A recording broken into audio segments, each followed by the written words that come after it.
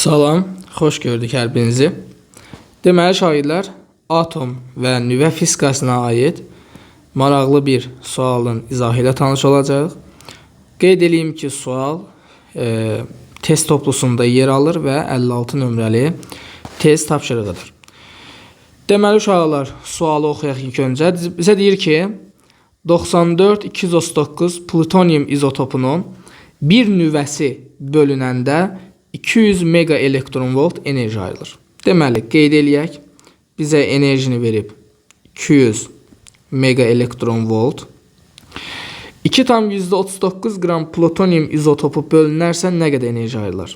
Deməli, kütləni qeyd eləyək. M bərabərdir 2,39 gram. Daha sonra Avogadro sabiti verilib.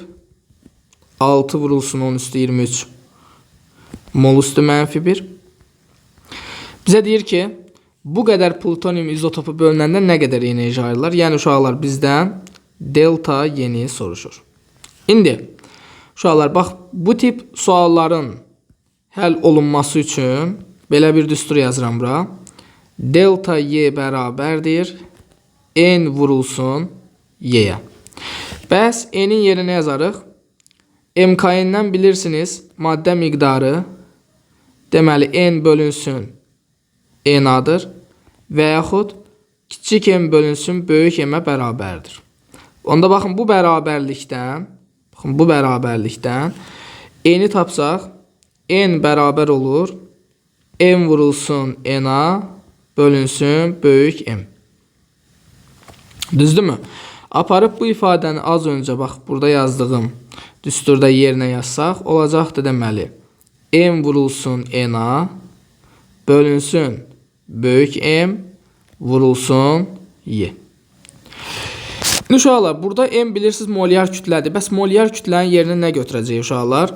Bizə nə verib hal-hazırda? Baxın, plutonium 94 239 verib, düzdürmü? Biz bilirik ki, bu kütlə ədədinin qiymətidir. Yəni A 239-a bərabərdir. Və burada molyar kütləni kütlə ədədinə bərabər götürəcəksin uşaqlar. Onda yuxarıda yazdığımız düsturu bir də aşağıdan yazaq və qiymətləri yerinə qoyub hesablama aparaq. Delta y bərabərdir m vurulsun n-a bölünsün böyük m vurulsun y oldu, düzdürmü?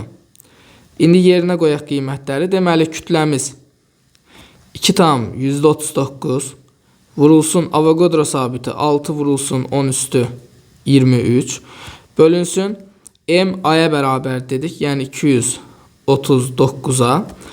Deməli, vurulsun y də nə qədərdir? 200 mega elektron volta bərabərdir. Bu da bərabərdir. Deməli, nəyə? 2,139-u 239-a böləndə burada aldıq 100. Bu 100 ilə də bax bunu ixtisar eləsək, burada qaldı 2. Deməli nə aldıq? 6 vurulsun 10 üstü 23 vurulsun 2. Buradan nə alırıq? 12 vurulsun 10 üstü 23 mega elektron volt.